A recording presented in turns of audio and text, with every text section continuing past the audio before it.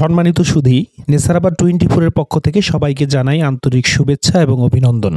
আজ 1 নভেম্বর রোজ শনিবার নেসারাবাদের সুটিয়াকাঠি কেন্দ্রীয় মসজিদ ময়দানে 9 নং সুটিয়াকাঠি ইউনিয়ন বিট পুলিশিং সভা অনুষ্ঠিত হয়েছে।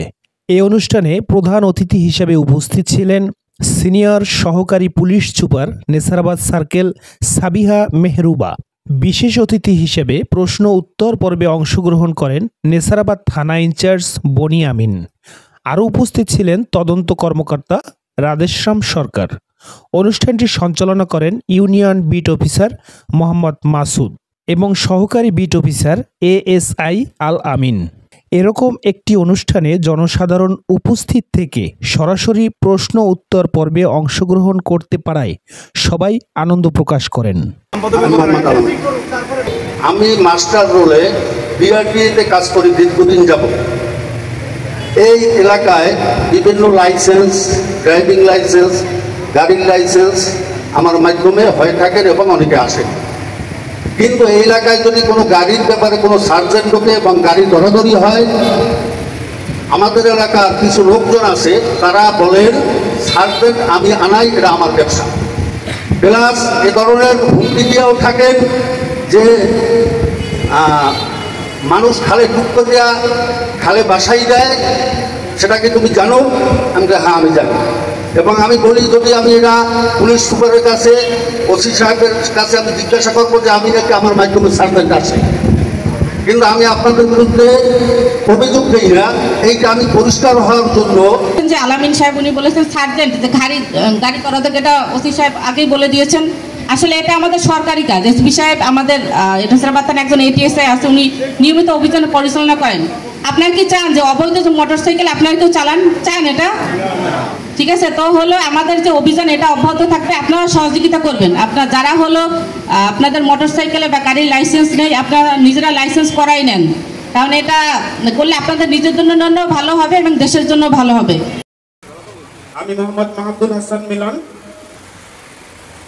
জাতীয় দৈনিক নতুন খবর, নেসারাবাদ প্রতিদিন। তো আমি এখানে আজকে যারা নেতৃবৃন্দরা আছেন, আমি তাদের মাধ্যমে বলতে চাই বা জুয়াকে যদি বাংলাদেশের কোনো স্থান থেকে এই জিনিসটা বা এই সফটওয়্যারটা মুছে দেওয়া যায় সবচাইতে ভালো হয়। আর যদি সেটা না হয়, যদি এরকম তথ্য আপনাদের থাকে, তাহলে আপনারা যথাযথ ব্যবস্থা নেবেন। কারণ শুধু এই মোবাইল জুয়ার কারণে শুধু সে ব্যক্তিগতভাবেই ক্ষতিগ্রস্ত নয়, তার ফ্যামিলিটা পুরো ধ্বংসের মুখে চলে যায়। আজকে যারা আপনারা এই অনুষ্ঠানে এসেছেন, আমি আবারও আপনাদের সুস্বাস্থ্য এবং দীর্ঘায়ু কামনা করে আমি আমার বক্তব্য শেষ করছি। আসসালামু আলাইকুম। আমি সাংবাদিক আসলাম,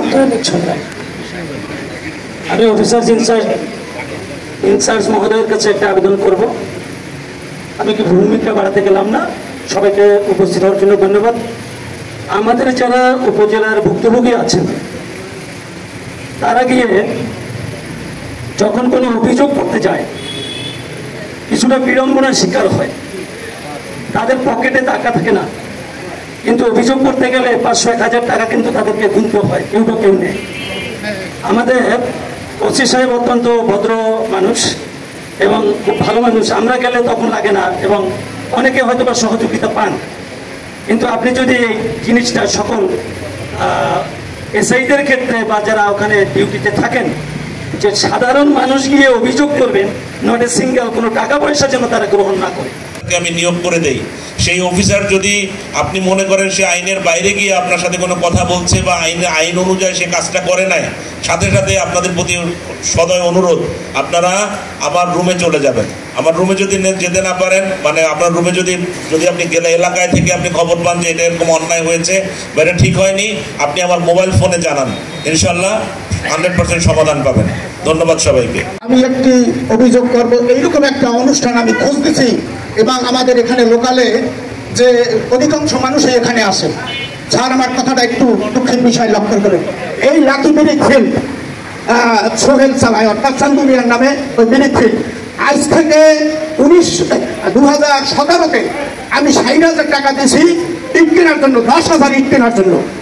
তখনকার ছিল 10,000 টাকায়, আজ থেকে 9 বছর আগে।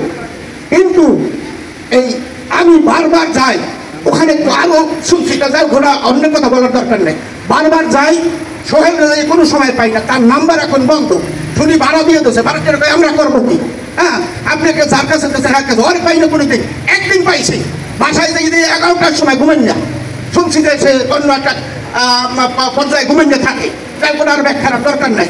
আমার ওই কাজ আসলে আমার টাকা পাওয়া কাজ। তো আজ পর্যন্ত আমি 2বার এ পর্যন্ত আপনাদের কি থানায় অভিযোগ। স্যার আমার অভিযোগ হলো 2টা। স্যার আমাদের এলাকায় প্রচণ্ড চোর।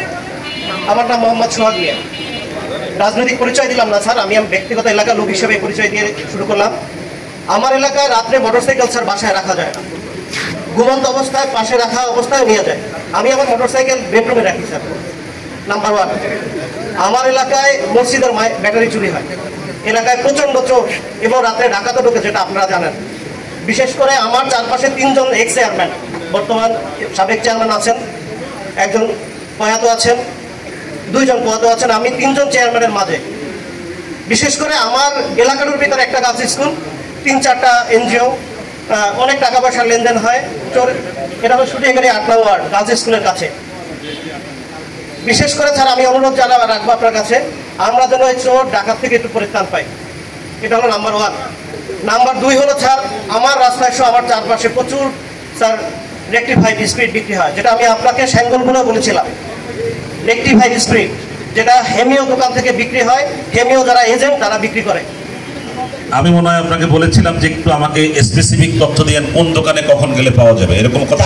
স্যার আমি যেহেতু খাই না, আমার চারপাশের লোকজন, আমার বন্ধু বান্ধব কেউ যখন খায় না, অথবা আমার দ্বারা এই তথ্যটা খুব, তারপরও একটু চেষ্টা করেন। যাই হোক স্যার, আমি বিরুদ্ধে আইনগত ব্যবস্থা নিতে হলে আমার তো জিনিস সহ লাগবে। আমি আবার আপনাকে আমি একটু নগদর্পণে দেই, আমার রাস্তায় অনেক রেক্টিফাইড স্পিড বিক্রি হয়। আমার এলাকার গণ্যমান্য ব্যক্তিবর্গ বিশেষ করে যারা আছেন সবাই জানেন, গাঁজা বিক্রি হয়। আপনার পুলিশি যারা আছে রাত্রে যে গাঁজা খায়, যে গাঁজা বিক্রি করে তার দোকানে তারা চা খায়।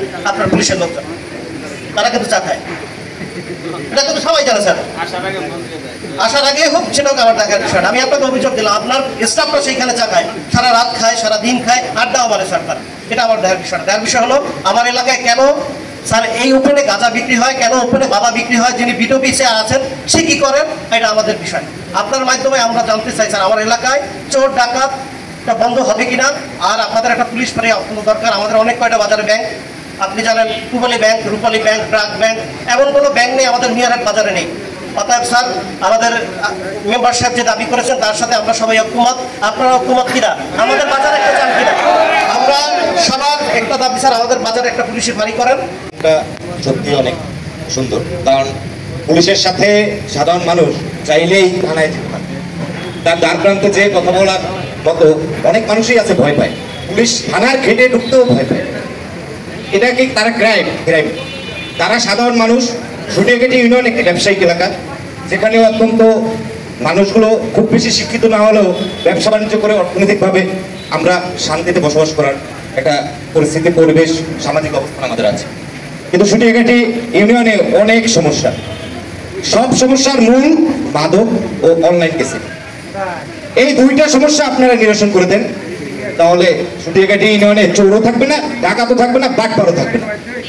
কারণ মাদক, আপনারা যে মাদকের বিরুদ্ধে অভিযান করেন না সেটা না, করেন, কিন্তু একজন মাদক আসামি 3 দিন পরে জেল থেকে বের হয়ে আসে, আবার সে মাদক বিক্রি করে, সেবনও করে, 2টাই করে। এমনকি বিধান নাই আপনাদের ভিতরে?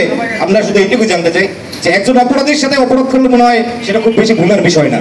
একজন মাদক সেবীকে বা ব্যবসায়ীকে এমন কোন মামলা দেন যাতে 1 বছরের আগে সে জামিন না পায়। তাকে শুধরানোর একজন মাদক সেবী 3 মাসের নিম্নতম জেল হওয়া উচিত, যাতে সে ওখান থেকে শুধরাতে পারে। এই ব্যবস্থাটা করবেন। 2, মোবাইল ক্যাসিনো। এটা আমরা চাই আপনাদের মাধ্যমে। একটা পরিবারকে ধ্বংস করতে হলে একটা অ্যান্ড্রয়েড ফোনে একটা গেমস শুধু যথেষ্ট। আমার সরকারকে প্রশ্ন, যেহেতু আমাদের নেসারাবাদ থানা 10টি ইউনিয়ন নিয়ে গঠিত, এখানে আমাদের থানায় যে আমি মনে করি ব্যক্তিগতভাবে যেভাবে প্রশাসনের ফোর্স থাকা দরকার, হয়তো গতানুগতিকভাবে ফোর্স অতটা নাই। আমি সিনিয়র সার্কেলের দৃষ্টি আকর্ষণ করছি, যেহেতু এটা জনবহুল এলাকা, তার কারণে আমাদের এখানে আর কিছু বাড়তি ফোর্সের দরকার। তাহলে আমাদের এই যে অত্র এলাকার, আমি 10টি ইউনিয়নের কথা, তার সাথে সাথে আনা শুটিয়াখালী ইউনিয়নের হচ্ছে আমরা অত্যন্ত জনবসতি এলাকা। আর তারই সাথে সাথে আমাদের ইউনিয়নের বর্তমানে ইউনিয়ন পরিষদ দুর্বল প্রশাসন, যেহেতু প্যানেল চেয়ারম্যান 9টা মেম্বারের হয়তো হাতে গোনা 2জন মেম্বার থাকে, আপনারা সবাই উপস্থিত। তাই আপনার দৃষ্টি আকর্ষণ করছি, আমাদের ইউনিয়নের যারা গ্রাম পুলিশ আছে, যারা গ্রাম পুলিশ যারা সার্বিক আপনাদের সহযোগিতা করতে পারে, এই যে মাদক, এই যে ইয়াবা, এই যে ক্যাসিনো, তারা ইন্টারনাল ভাবে যদি আপনাদের সহযোগিতা করে, আমাদের কাছে যদি তারা ইনফর্ম করে, তাদের আমরাও চাই তাদের মাধ্যমে আপনাদের কাছে যাও, হয়তো তারা আমাদের কাছে বলুন, আপনারা আপনাদের কাছে মেসেজ পৌঁছায়। আমি চাই ইন্দিরাট খোলায় খেটে খাওয়া মানুষ, দরিদ্র মানুষ, অসহায় মানুষ, তাদের পাশে আপনারা পুলিশ প্রশাসন দাঁড়ান। ইন্দিরাট খোলা আপনি মূল্যবান থেকে এসে আমি ইন্দিরাট খোলা স্থানে ঢোকার পরে দেখি যে কোনো শৃঙ্খলা নাই, আইন শৃঙ্খলা কোনো অতটাই নেই। তার জন্য খেটে খাওয়ার মানুষের জন্য আমি বলছি যে রিক্সা চালক, ভ্যান গাড়ি চালক, বউ গাড়ি চালক, তারা আইন শৃঙ্খলাভাবে যদি গাড়ি স্ট্যান্ডার্ড শৃঙ্খলাভাবে রাখতে পারে, তার জন্য আপনাদের দ্বারা আমার আবেদন। আচ্ছা, ইউনিয়ন পরিষদ নিলে এটার ব্যাখ্যা ইউনিয়ন পরিষদ দেবে যে কোথা থেকে 500 টাকা নেওয়া হয় আর কোথা থেকে ব্যয় হয়। আপনি বিভিন্ন রাস্তায় ভাঙ্গা আছে, এগুলোর জন্য সরকারি ছোটখাটো কোনো বরাদ্দ হয় না। এইটা ইউনিয়ন স্যারে বলছে যে আমাদের ওই ডুবুর রাস্তাটা ছেড়ে দিন। আমরা এখানে প্রায় 1 লাখের মতো, 1 লাখ টাকার মতো এখানে খরচ হইবে। ওখানে বালি কিনছি, ইট কিনছি, ওই রোলার আনছি, আনা যাওয়া খরচ আছে, বিভিন্ন খরচ। এইভাবে বিভিন্ন টুকটাক তার ফলতে ভাঙ্গা চূড়া থাকে, এই টাকা দিয়েই এই খরচগুলো করা হয়। এবং রিক্সাওয়ালারা বলছে আমাদের কিছু ইট কিনে দেন, আমরা পিছের যে জায়গা ভাঙ্গা আছে আমরা সেইখানে ভাঙ্গাগুলো সেরে নিই। আমরা বলছি হ্যাঁ তোমাদের লাইসেন্স করো। আমরা লাইসেন্স না করলে শৃঙ্খলাও তেরম থাকে না, আর লাইসেন্স করলে ওই টাকা দিয়েই তোমাদের রাস্তাঘাট, তারপর যেগুলো সরকারি বরাদ্দর বাইরে কাজ থাকে সেইগুলো আমরা করে দেবো। এটাই হচ্ছে মূলত তথ্য। আসলে আপনাদের সহায়তায় আমাদের সামনে এগিয়ে যেতে হবে এবং এই বিষয়গুলোয় আপনাদের কিন্তু ব্যাপক অবদান রাখার জায়গা আছে। সমাজে আসলে মাদক এবং জুয়ার প্রভাবে প্রত্যেকটা ফ্যামিলি কিভাবে ক্ষতিগ্রস্ত হচ্ছে, এটা আমরা যারা পদে আছি বিভিন্ন মানুষ আমাদের কাছে যায়। আসলে আপনারা পরিবার থেকেই এই মাদক এবং জুয়ার বিরুদ্ধে ঘরে ঘরে আপনারা আন্দোলন গড়ে তোলেন এবং যখনই একটা আপনার পরিবারের সদস্য যখন মাদক সেবন করে সবার আগে টের পায় তার পরিবারের সদস্য, মা বাবা, আত্মীয় স্বজন, ভাই বোন, প্রথমেই যদি তাকে নিয়ন্ত্রণ করতে পারেন চিকিৎসা থেকে শুরু করে আপনার শাসন দিয়ে, বা কিন্তু তখন আপনারা করেন কি যখন শাসন দেওয়ার সময় বা নিয়ন্ত্রণ করার সময় তখন নিয়ন্ত্রণ না করে বরঞ্চ যারা এই বিরুদ্ধে বলে তার বিরুদ্ধে আপনারা লাগেন যে আমার ছেলের বিরুদ্ধে বলতেছে বা তার নামে বদনাম করতেছে। এইটা না করে আসুন আমরা সমস্যাগুলো আইডেন্টিফাই করি এবং এই সমস্যার পিছনে যার যেখানে সমাজের যে যেখানে আছেন যার যেখানে যতটুকু দায়িত্ব কর্তব্য আমরা সবাই সবার দায়িত্ব কর্তব্য পালন করি। ধন্যবাদ সবাইকে। আজকের এই বিট পুলিশিং সভায় আপনারা যারা হাজির হয়েছেন সবাইকে ধন্যবাদ জানিয়ে আজকের মতো বিট পুলিশিং সভার সমাপ্তি ঘোষণা করছি। আসসালামু আলাইকুম।